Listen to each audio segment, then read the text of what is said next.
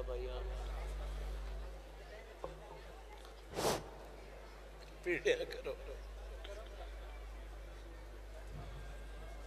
اپنے مضمون کے حوالے سے بھی اپنے مقام کے حوالے سے بھی اور اپنے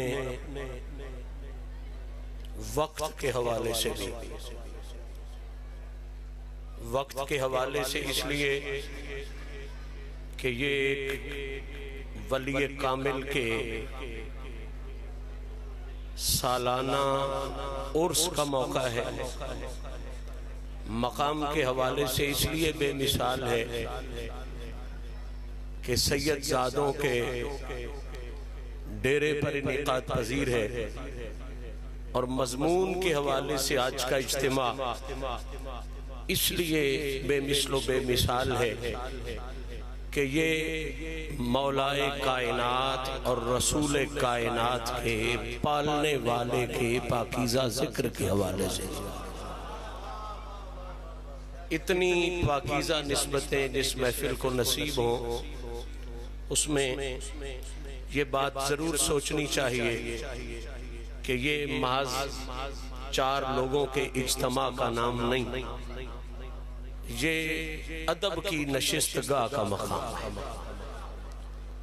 اور یہ ساری نسبتیں چونکہ سادات کی ہیں، عرس بھی سید زادے کا ہے، ڈیرہ بھی سید زادے کا ہے اور ذکر بھی علی کے بابے کا ہے اور یہی وہ خاص نسبتیں ہیں جن کے لیے محبت والوں کے امام کہنے پہ مجبور ہو گئے کہ بے اجازت جن کے گھر میں جبرائیل آتے نہیں، قدر والے جانتے ہیں قدر و شانے. تو میں چونکہ میرا بھی اس علاقے سے پرانا تعلق ہے، والد صاحب سے، دادا صاحب سے اکثر چہرے میرے شناسا تشریف فرما ہیں، ارشاد جی کے خاندان سے انتہائی قریبی تعلق ہے، وہ بھی خوبصورت ربط ہے.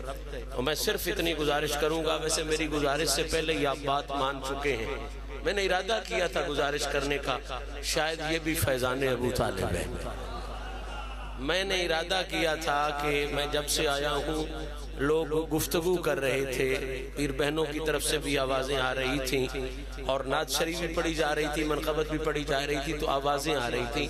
میں نے ارادہ کیا کہ میں بھی گزارش کر لوں، مانے نہ مانے کم از کم میری حاضری ضرور ہو جائے. لیکن یہ کریموں کے کرم کی بات ہے، میرے کہنے سے پہلے کریموں نے آپ کے دل میں یہ بات ڈال دی. الحمدللہ اب پن ڈراپ سائلنس ہے، خاموشی نصیب ہے اور مجھے اس سے زیادہ وقت بھی نہیں چاہیے، اس سے زیادہ کچھ آپ سے اور جو ہے وہ طلب بھی نہیں ہے کہ صرف اور صرف چند لمحات کے لیے میں چاہوں گا کہ آپ کا ذہن بھی بارگاہ ابی طالب میں حاضر ہو، آپ کا وجود بھی بارگاہ ابی طالب میں حاضر ہو. درود شریف کا نذرانہ پیش فرمانے سے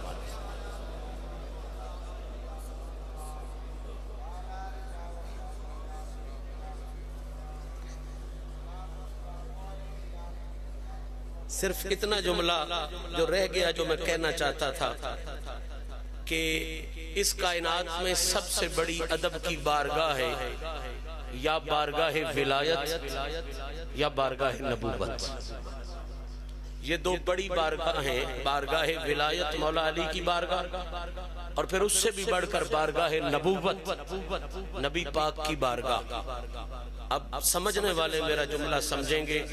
آج جس بادشاہ کی سلامی کے لیے ہم حاضر ہیں وہ امام ولایت علی بھی اس کا ادب فرماتا تھا، وہ امام رسالت نبی بھی اس کا ادب فرماتا تھا. اب آپ کی مرضی ہے، آپ ادب کا خیال کریں نہ کریں، یقیناً کریں گے، اس لیے کہ جو یہاں آئے ہیں وہ اپنی مرضی سے نہیں آئے. میری طلب بھی انہی کے کرم کا صدقہ ہے، قدم یہ اٹھتے نہیں ہیں، اٹھائے جاتے ہیں. نحمدہ ونصلی ونسلم علی رسولہ الکریم. اما بعد فاعوذ باللہ من الشیطان الرجیم. بسم اللہ الرحمن الرحیم. علم یجدک یتیما فآوا.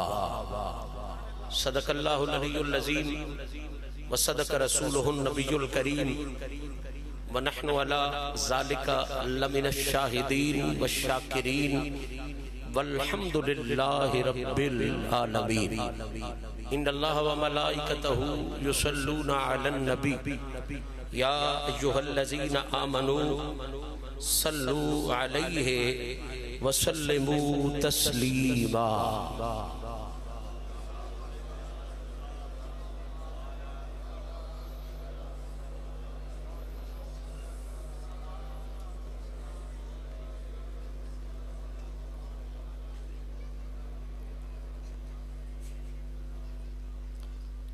یہ شرف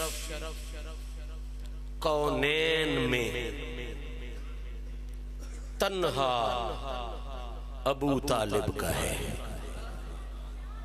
یہ شرف کونین میں تنہا ابو طالب کا ہے۔ لکھنے والے کی بارگاہ میں ادب سے سلام کرتے ہوئے تھوڑی سی تبدیلی لیکن بڑی ضروری سی تبدیلی۔ یہ شرف کونین میں تنہا ابو طالب کا ہے۔ میں اس جملے کو تھوڑا سا بڑھا رہا ہوں کہ من کنتو والا مولا بھی اور فہذا علیون والا مولا بھی۔ علماء یقیناً جملہ میرے سمجھ گئے۔ یہ شرف کونین میں تنہا ابو طالب کا ہے۔ لکھنے والے نے یہ لکھا کہ کل کا جو مولا ہے وہ بیٹا ابو طالب کا ہے۔ میں ضروری سی تبدیلی کے ساتھ عرض کر رہا ہوں، یہ شرف کونین میں تنہا ابو طالب کا ہے۔ من کنتو مالا مولا والا نبی بھی اور فہذا علیون مولا والا علی بھی۔ ایک مولا کی بات نہیں کر رہا، میں دونوں مولا کی بات کر رہا ہوں۔ یہ شرف کونین میں تنہا ابو طالب کا ہے۔ اب دونوں مولا ذہن میں رکھ، جملہ ایک ہی ہے، کل کا جو مولا ہے وہ پالا ابو طالب کا ہے۔ یہ کیسا کمال کا پالنے والا ہے، جس نے علی کو بھی پالا ہے، جس نے نبی کو بھی پالا ہے۔ یہ شرف کونین میں تنہا ابو طالب کا ہے۔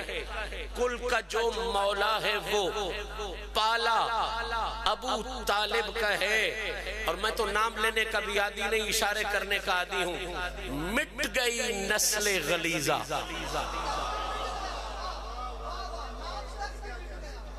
مٹ گئی نسل غلیظہ، مٹ گئی نسل غلیظہ، نام تک بھی مٹ گیا۔ مٹ گئی نسل غلیظہ، نام تک بھی مٹ گیا۔ یہ خوبصورت سید زادے ان کی زیارت بھی کرو، اور میرے جملے کا مطلب یہاں سے لے کے اجمیر شریف تک اس کو سمجھتے جاؤ۔ مٹ گئی نسل غلیظہ، نام تک بھی مٹ گیا، بچہ بچہ آج بھی زندہ ابو طالب کا ہے۔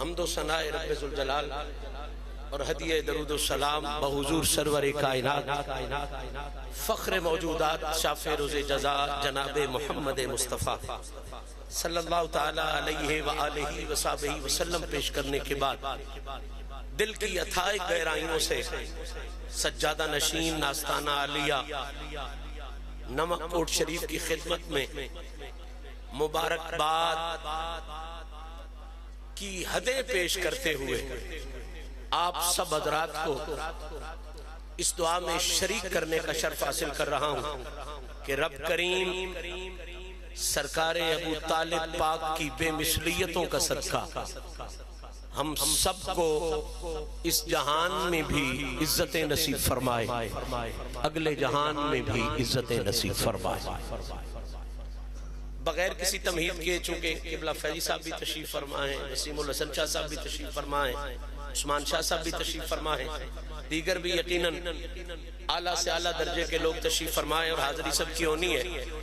میں بغیر کسی تمہید کے اپنی گفتگو، اپنی معروضات آج کی اس نشست میں بارگاہ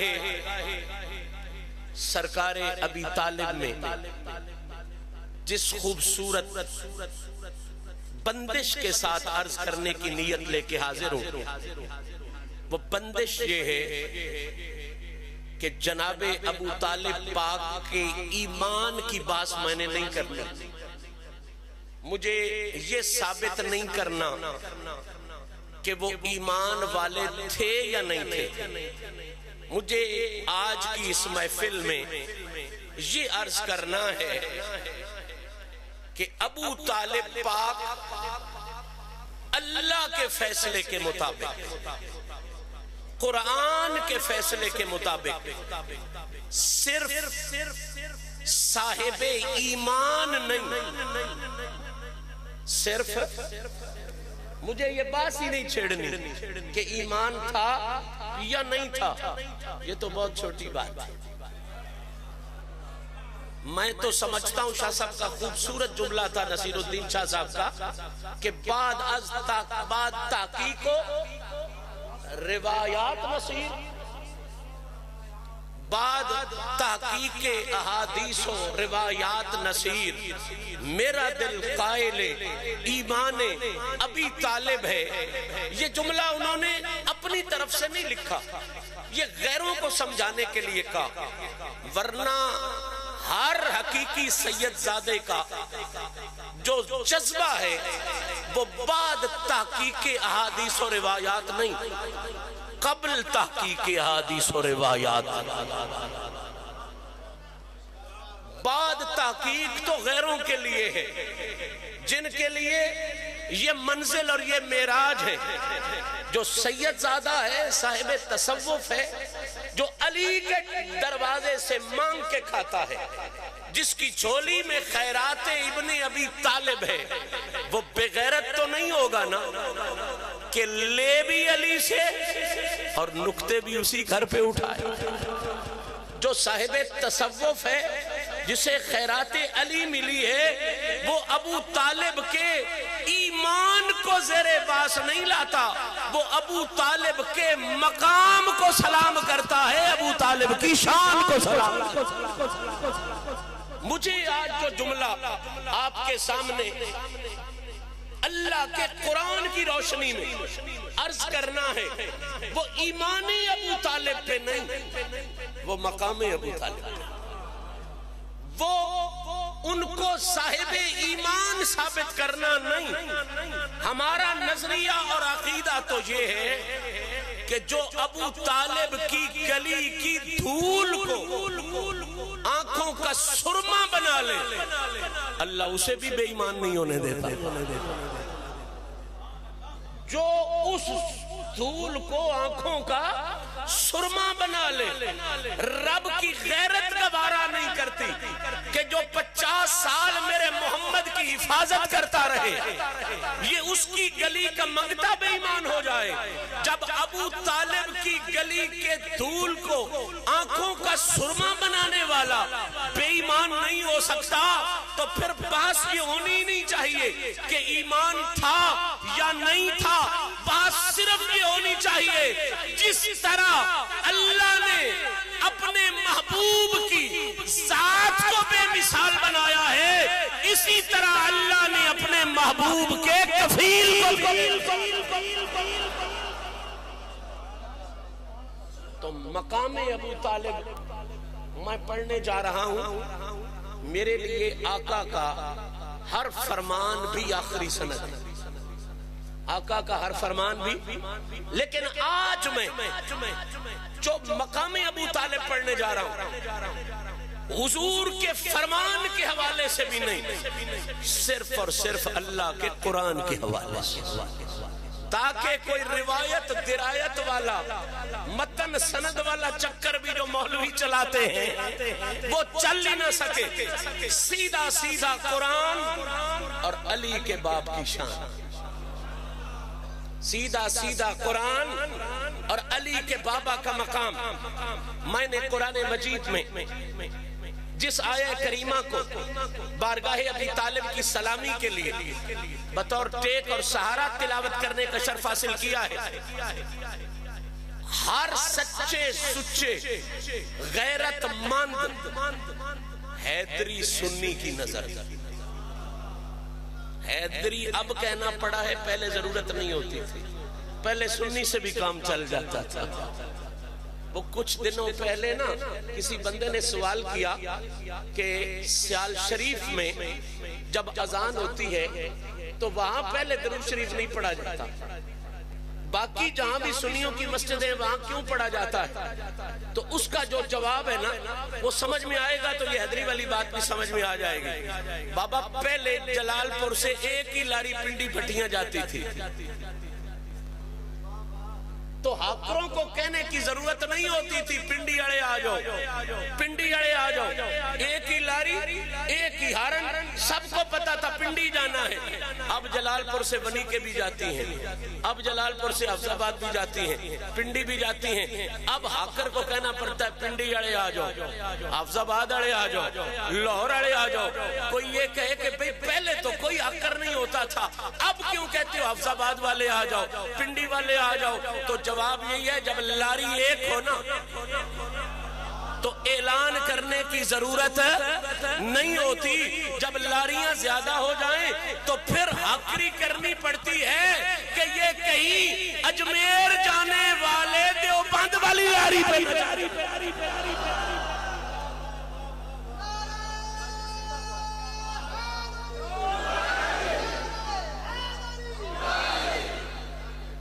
پہلے تو صرف سنی سے بھی کام چلتا تھا، پہلے تو صرف سنی سے بھی، چونکہ لاری ایک ہی تھی خواجہ اجمیری والی، لاری ایک ہی تھی میر علی شاہ والی، لاری ایک ہی تھی غوث جلی والی، لاری ایک ہی تھی داتا صاحب والی. تو پہلے تو لاری ایک تھی نا. اب چونکہ عجیب قسم کی لاریاں بھی چل گئی ہیں، اب یہ کہنا پڑے گا کہ حیدری سنیوں کو مبارک، تاکہ پہچان ہو جائے یہ بارگاہ دغا میں جانے والی لاری ہے یا بارگاہ ولا میں جانے والی. تو حیدری سنیوں کی نظر یہ جملہ کرنے جا رہا ہوں جو قرآن سے تعلق رکھتے ہیں، میرے جملے کی قدر فرمائیں گے.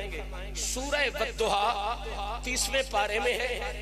اس سورہ مبارکہ کی سمری یہ ہے کہ اس میں رب نے پہلی 2 آیتوں میں قسم اٹھائی ہے، اگلی 6 آیتوں میں اپنے انعام کا ذکر کیا ہے، اور پچھلی 3 آیتوں میں خصوصی پیغام کا ذکر کیا ہے. آپ پوچھو گے شاہ جی آپ نے یہ آیہ مبارکہ الم یجد کا یتیمن فآویٰ کیوں تلاوت کی؟ تو میں بڑی غیرت کے ساتھ کہہ سکتا ہوں کہ میں نے یہ فآویٰ والی تلاوت جو کی ہے یہ میں نے ایمان ابو طالب کے لیے نہیں کی، یہ میں نے اپنے مقصد کو مد نظر رکھتے ہوئے کی ہے، کیونکہ ایمان ابو طالب کے لیے تو اور بھی بڑی آیات موجود تھی، بڑے مقامات موجود تھے. اس مقام پر اللہ نے کمال جامعیت کے ساتھ صرف ابو طالب کے ایمان کو بیان نہیں کیا، اس مقام پر اللہ نے ابو طالب کا صاحب ایمان ہونا بیان نہیں کیا، حد کر دی. اس مقام پر اللہ نے جناب ابو طالب کا محمد کریم پر رب کا خصوصی انعام ہونا بیان کیا ہے، پناہ رحمان ہونا بیان کیا.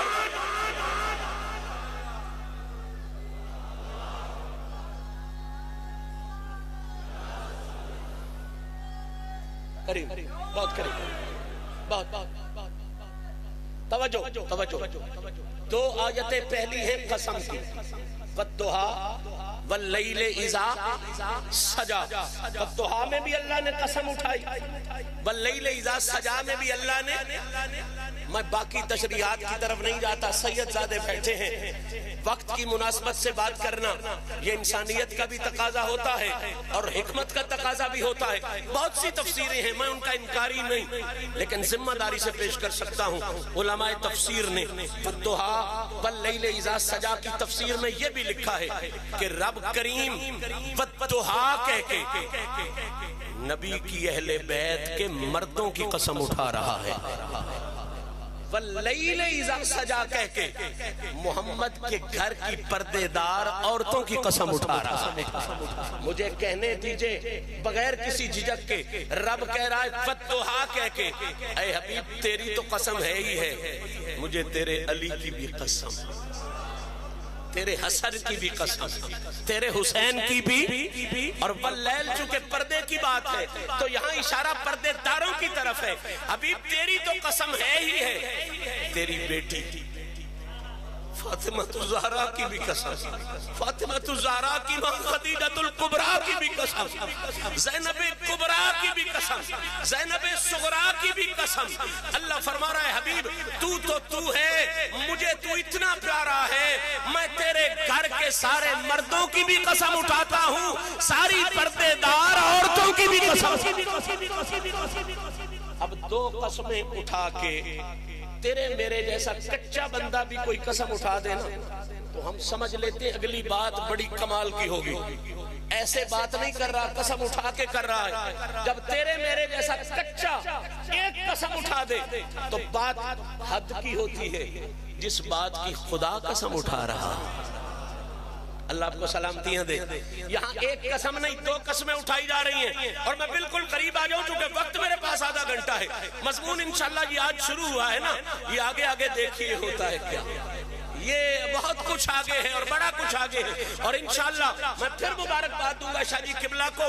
الحمدللہ یہ بھی انہی کی طرف سے انتخاب ہوتا ہے، یہ بھی مالک کی مہربانی ہوتی ہے. وہ کرم کرتے ہیں تو یہ کام بندے کے حصے اور نصیب میں آتے ہیں. سنیں قبلہ، دو قسمیں کے بعد اللہ اپنے حبیب پر انعامات کا تذکرہ کر رہا ہے. فرمایا ما ودعک ربک وما قلی. فرمایا حبیب ہم نے تجھ پر یہ انعام کیا ہے کہ نہ تجھے چھوڑیں گے کسی بھی حالت میں اور نہ اس کو چھوڑیں گے جو تیرا ہو جائے گا. نمک کوٹ شریف والوں آپ کی سماعتوں کو سلام. بڑا جملہ سمجھا، کبھی اس پر بات کروں گا میلاد شریف کا موقع ہوا تو. ما ودعک ربک وما قلی. تو ایسا پیارا ہے کہ رب نے نہ تجھے چھوڑا تھا، نہ چھوڑا ہے، نہ چھوڑے گا. بلکہ علماء نے تو یہاں تک لکھا کہ ودع کے لفظ پہ اگر غور کیا جائے تو اس کی اثرات دور تک جاتے ہیں. یعنی رب کہہ رہا ہے حبیب نہ تجھے چھوڑوں گا نہ اسے چھوڑوں گا جو قیامت تک تیری گلی کا منگتا ہو جائے. پہلا انعام محبوبیت مصطفیٰ، ما ودعک ربک وما. دوسرا انعام وَلَلْآخِرَةُ خَيْرٌ لَكَ مِنَ الْأُولَى. کہانی نہیں سنا رہا، قرآن پڑھ رہا ہوں. اللہ فرما رہا ہے حبیب ہر کسی کی عزت وقت گزرنے سے گھٹتی ہے، طاقت وقت گزرنے سے گھٹتی ہے، لیکن وَلَلْآخِرَةُ خَيْرٌ لَكَ مِنَ الْأُولَى. حبیب تیرے بارے میں اصول بدلا دیا ہے. ہر آنے والے وقت میں تیری عزت بھی بڑھتی جائے گی، تیری طاقت بھی بڑھتی جائے گی. کتنے انعاموں کا تذکرہ ہو گیا؟ دو. تیسرا انعام فرمایا وَلَسَوْفَ يُعْطِيكَ رَبُّكَ فَتَرْضَىٰ. میں سادہ مفہوم عرض کروں، رب کہہ رہا ہے حبیب تجھ پر تیسرا انعام یہ ہے کہ تجھے وہ مقام عطا کر دیا ہے کہ ساری کائنات چاہتی ہے کہ خدا راضی ہو جائے اور خدا قیامت کی آخری گھڑیوں تک یہ رضا رکھتا ہے کہ محمد مصطفیٰ راضی ہو. کتنے انعام ہو گئے؟ 3. بس میں منزل کے قریب آ گیا. کتنے انعام ہو گئے؟ پہلا انعام محبوبیت مصطفیٰ. حبیب نہ تجھے چھوڑوں گا نہ تیروں کو چھوڑوں گا، سب سے نبھاؤں گا. وَلَلْآخِرَةُ خَيْرٌ لَكَ مِنَ الْأُولَى. حبیب آنے والی ہر گھڑی میں تیری عزت بڑھتی جائے گی. وَلَسَوْفَ يُعْطِيكَ رَبُّكَ فَتَرْضَىٰ. حبیب تجھے راضی کر کے چھوڑوں گا. تجھے راضی مقام رضا کو بیان کر دیا. اب سنیں اور دھیان سے سنیں. بے غیرتی کا علاج میرے پاس کوئی نہیں, بے حیائی کا علاج میرے پاس, لیکن قرآن دلیل کے طور پہ پیش کر رہا ہوں. اللہ نے پہلا انعام محبوبیت مصطفیٰ کا بیان کیا, دوسرا بیان وَلَلْآخِرَةُ خَيْرٌ لَكَ مِنَ الْأُولَى میں انعام کا بیان کیا. تیسرا انعام اللہ نے مقام رضا والا وَلَسَوْفَ يُعْطِيكَ رَبُّكَ فَتَرْضَىٰ میں بیان کیا. کائنات کا کوئی ملا, کوئی مورخ, کوئی محقق آئے مجھے سمجھائے اس چوتھے جملے کا ترجمہ کیا ہے. علم یجد کا یتیمن فآوا, میں بوجھ نہیں بنوں گا, جملہ سپرد کر دوں. اب سنو اور دل کے کانوں سے سنو.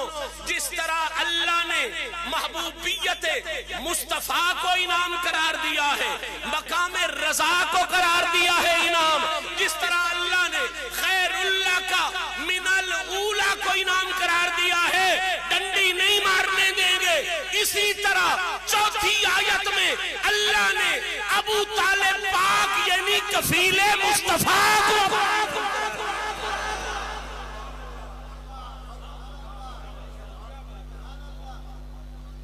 بڑی توجہ, میں بوجھ نہیں بنوں گا, مسئلہ یہی سے آپ کے سپورٹ کر دوں گا.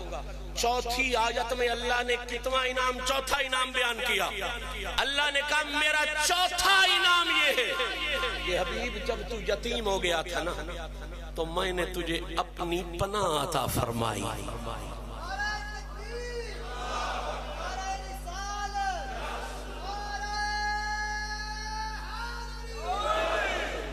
میں نے تجھے اپنی, مولوی جھگڑتے رہے ایمان کے معاملے میں نے تو پہلے کہا میرا تو وہ مسئلہ ہی نہیں, میں تو اس سے اوپر کی بات کر رہا ہوں. کائنات کا کوئی مورخ لاؤ, کوئی محقق لاؤ, کوئی مفسر لاؤ جو مجھے یہ بتائے کہ سرکار کے والد کے پردہ کرنے کے بعد محمد کو جو اللہ نے پناہ دی تھی وہ کعبے کے چھت پہ چڑھا کے دی تھی یا ابو طالب کے گھر میں پہنچا کے دی تھی.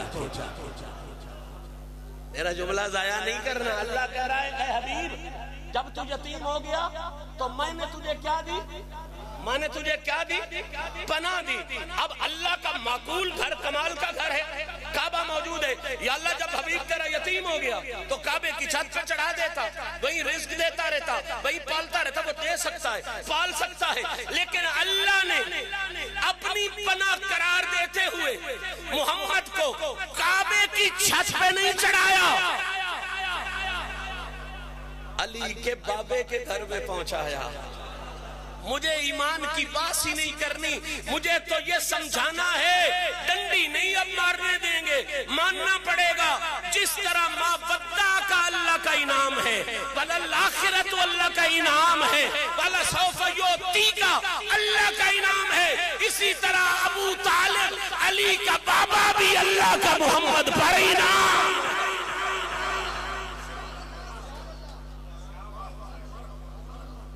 ابو طالب کو قرآن کہہ رہا ہے یہ اللہ کا انعام ہے. یہ کیا ہے اللہ کا, آخری بندے تک بول لیجئے, یہ کیا ہے اللہ کا, یہ کیا ہے اللہ کا, بڑے ذوق سے بولیے اللہ کا. اب 2 منٹ کے لیے رکیں, بات یہیں سے کہیں کی کہیں چلی جائے گی. قرآن نے ثابت کر دیا ابو طالب کیا ہیں اللہ کے, ماشاءاللہ اللہ کے, تم پر نہیں. ذرا سوچ نا کس پر انعام, تیرے پر نہیں, تجھ پر تو تیری آنکھیں بھی انعام ہے, کان بھی انعام ہے. یہ انعام ہے کس پر, وہ جس کے قدموں میں جب تک نعمت نہ آئے نا نعمت کہلا نہیں سکتی. جس کے قدموں میں نعمت جب تک نہ آئے نعمت کہلا ہی نہیں سکتی. نعمت ہے ہی وہ جس کا رسول کے قدموں سے تعلق ہو. اب ذرا ذوق لینا, وہ رسول جو خود صاحب کوثر ہے, جو کائنات میں نعمتیں بانٹنے والا ہے, ابو طالب اس پر اللہ کا انعام بن گیا. اب سادہ لوگ بھی چونکہ ہیں، علماء کو تو اس خوبصورت فکر سے بہت پہلے شناسائی ہے، میں تو انہیں سبق سنا رہا ہوں. میرے جیسے سادہ لوگ چاچے بابے بھی بیٹھے ہیں، ان کو سمجھانے کے لیے مسئلہ عرض کر دوں نا، بات اوپر سے نہ چلی جائے. یاد رکھو جب یہ ثابت ہو گیا کہ ابو طالب پاک قرآن کی روشنی میں کیا ہے؟ اللہ کا، ماشاءاللہ اللہ کا. اب میں سادہ سے لفظوں میں بات کو آپ کے ذہن میں لکھ دینا چاہتا ہوں. قبلہ انعام دینے والا جب انعام دیتا ہے نا تو نقص والی چیز انعام نہیں دیتا. اب بھی نہ سمجھ آئے تو پھر آپ کی مرضی. انعام دینے والا جب انعام دیتا ہے تو میں یار بڑا بیکار ترین آدمی ہوں، لیکن میں بھی جب کسی کو انعام دوں گا تو میں سوچ کے دوں گا بابا نقص والی چیز نہ دوں، عیب والی چیز. آپ بھی جب کسی کو انعام دیں گے تو انعام میں نقص والی چیز، تکلیف والی چیز، عیب والی چیز. مجھے سمجھ نہیں آتی مولویوں کی تحقیق کی، پتہ نہیں نقطہ نظر کیا ہے یا فکر کیا ہے. جب تیری غیرت یہ گوارا نہیں کرتی کہ تو کسی کو نقص والی چیز انعام دے تو خدا کو کیا سمجھ رکھا ہے؟ اس نے ابو طالب محمد کو انعام دیا.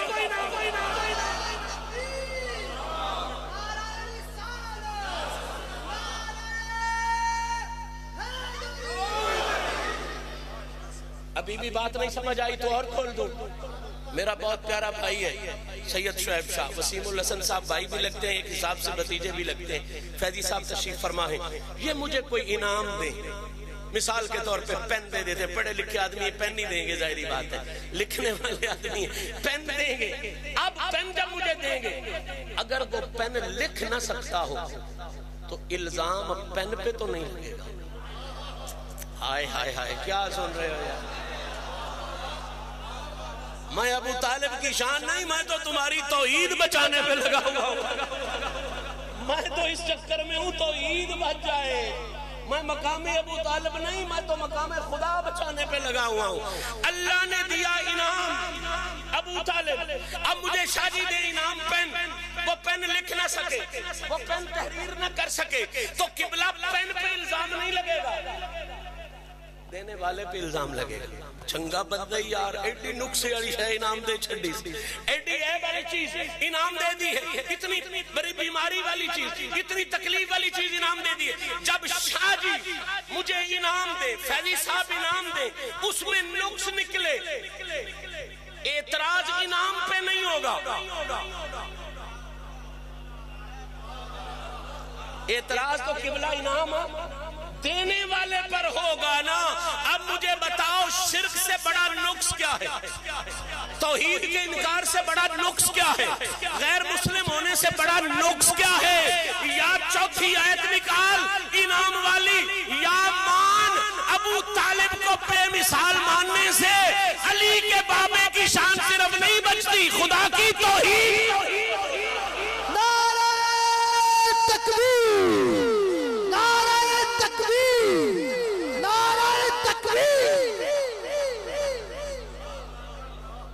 تین منٹ میرے پاس رہ گئے، صرف 3 منٹ. بہت خوبصورت مضمون میں سوچ کے آیا تھا لیکن وقت کا تقاضا بڑا ضروری ہے. بہت عظیم علماء موجود ہے. یہاں تک پتا چل گیا آپ کو کہ انعام دینے والا کبھی نقص والی چیز انعام نہیں دیتا. جب تو نہیں دیتا تو اللہ نے جو انعام دیا اس میں کیسے نقص ہو سکتا ہے؟ اور دوسرا یہ بھی پتا چل گیا کہ انعام میں نقص نکلے تو اعتراض انعام پہ نہیں ہوتا، اعتراض دینے والے پر ہوتا ہے. اب تیسرا جملہ، اور میں نمک کوٹ شریف کی سرزمین پر بنیادی جملہ دیکھ کے جا رہا ہوں، مسئلہ بھی حل ہو جائے، پیغام بھی واضح ہو جائے. دھیان سے سنیں، اللہ انعام کرتا کن پر ہے؟ بات انعام کی چھڑی، اور میں نے وعدہ کیا آج میں نے حدیث بھی نہیں پڑھی، آج صرف قرآن پڑھ رہا ہوں.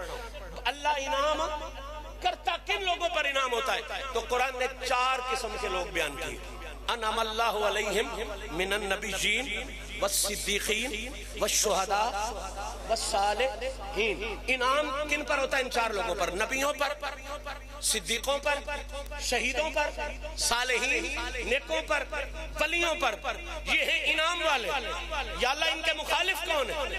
ان کے دشمن کون ہیں؟ فرما غیر المغضوب علیہم ولا الضالین، یہ ہے اس طرف والے جو یہ غضب والے ہیں، یہ ہیں ان کے دشمن، یہ ہیں ان کے مخالف، یہ ہے اپوزٹ پارٹی، یہ ہے مخالف پارٹی۔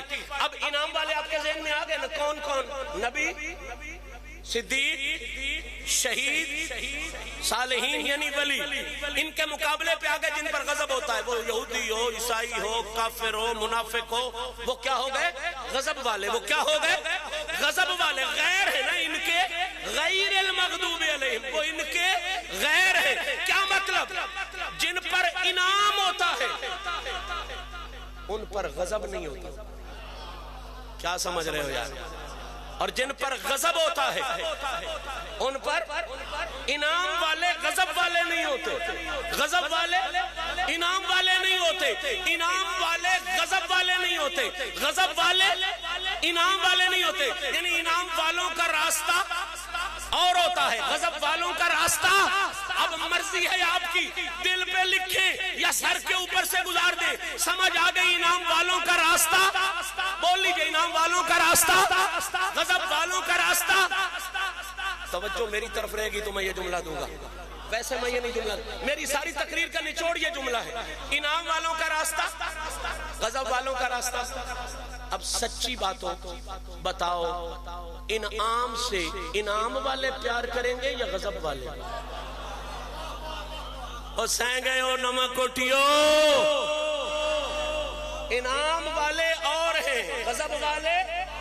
انعام والوں کا راستہ، غضب والوں کا راستہ اور ہے۔ گویا یہ فیصلہ ہو گیا، انعام والوں کا راستہ اور غضب والوں کا راستہ۔ غضب والے انعام سے پیار نہیں کرتے، غضب والے انعام سے، انعام والے انعام سے بغض نہیں رکھتے، انعام والے انعام سے نہیں سمجھ آ رہی تو یوں سنو، انعام والوں کا راستہ اور غضب والوں کا راستہ۔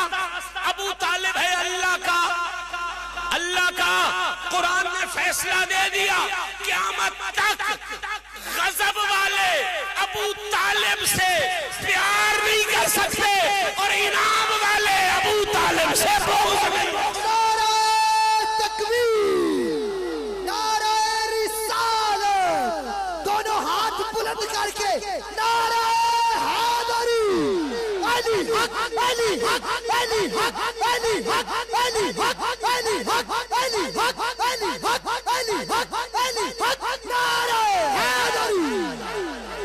غضب والے جن پر اللہ کا غضب ہو وہ ابو طالب سے پیار ہے، بھائی ان کا راستہ ہی اور ہے، ان کا سسٹم ہی اور ہے، ان کا نظام ہی اور ہے۔ انعام والے ابو طالب سے بغض نہیں رکھتے۔ اور سادہ کر دوں، ہر بندہ سمجھ کے چلا جائے، اوے لعنتی، قرآن نے خود کہا جن پر غضب ہے ان پر اللہ کی لعنت بھی ہے، جن پر غضب ہے ان کی اللہ پہ لعنت بھی، اللہ کی ان پر لعنت بھی ہے۔ قیامت تک یہ جو غضب والے ہیں، یہ جو ولدالین ہیں، یہ ابو طالب سے رشتہ جوڑ نہیں سکتے۔ نبی، صدیق، شہید اور قیامت تک آنے والے صالحین یہ ابو طالب سے رشتہ توڑ۔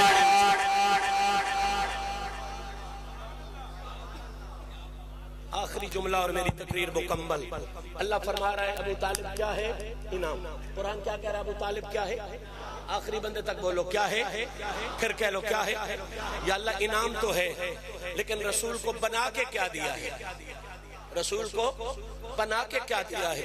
رشتے میں تو چاچا ہے، رشتے میں تو چاچا ہے، کفیل بھی ہے، ظاہری بات ہے، گھر کا امیر بھی ہے، لیکن مالک تیری بارگاہ سے اس کو کیا سٹیٹس ملا ہے، کیا مقام ملا ہے؟ تو اللہ یہ نہیں کہہ رہا کہ میں نے ابو طالب چاچا بنا کے دیا، میں نے ابو طالب گھر کا سربراہ بنا کے دیا، فآو۔ اللہ کہتا ہے میں نے ابو طالب اپنی پناہ بنا کے دیا، میں نے ابو طالب اپنی پھر جملہ سنو میری تقریر کا آخری جملہ ہے، اگر دل میں اتر جائے. قرآن کی آیت بتا رہی ہے ابو طالب اللہ کے انعام کا نام بھی ہے، ابو طالب پناہ رحمان کا نام بھی ہے. نہیں سمجھ آتی تو ایک لمحے کے لیے مباہلے کی طرف جاؤ، مباہلے کی طرف. نہ تو ابناءنا و ابناءکم و نساءنا و نساءکم و انفسنا و انفسکم. کہا بیٹوں میں حسن اور حسین کو لے کے جاؤ. یا اللہ کیا بنا کے لے جاؤں؟ فرمایا رشتے میں بیٹے بنا کے لے جاؤ، مقام میں اپنی سچائی کی دلیل بنا کے لے جاؤ. بالکل اسی طرح علم یجد کا یتیمن فآوا، رشتے میں ابو طالب کو چاچا بنایا ہے اور مقام میں ابو طالب کو اللہ نے اپنی پناہ بنا دیا. اب دل کی تختی پہ یہ جملہ نوٹ کرو، ابو طالب نام ہے اللہ کے انعام کا، پناہ رحمان کا. پناہ پناہ پناہ اللہ کہتا ہے ابو طالب ہے میری پناہ. بول لیجئے کیا ہے؟ آخری بات ہے، اس کو ضائع مت کرنا. اللہ کہہ رہا ابو طالب ہے میری فآوا، میں نے جو پناہ دی ہے رسول کو اس کی مجسم شکل کا نام کیا ہے؟ ابو طالب. نوا کوٹ سے پیغام دینا چاہتا ہوں شاہ جی کی اجازت سے، کہانی نہیں، سٹوری نہیں، قرآن کہہ رہا ہے ابو طالب ہے اللہ کی پناہ، اللہ کی. یعنی قرآن کی آیت بتا رہی ہے قیامت تک جس کو خدا کی پناہ لینی ہے. یار ہون سہیں گئے ہوتے بڑا ظلم کی. قیامت تک جس کو خدا کی پناہ میں آنا ہے، خدا کی پناہ لینی ہے. علم یجد کا یتیمن فآوا بتا رہا ہے رب کی پناہ شاپنگ مال سے نہیں ملتی، انعام گھر سے نہیں ملتی. رب کی پناہ کسے بھی ملتی ہے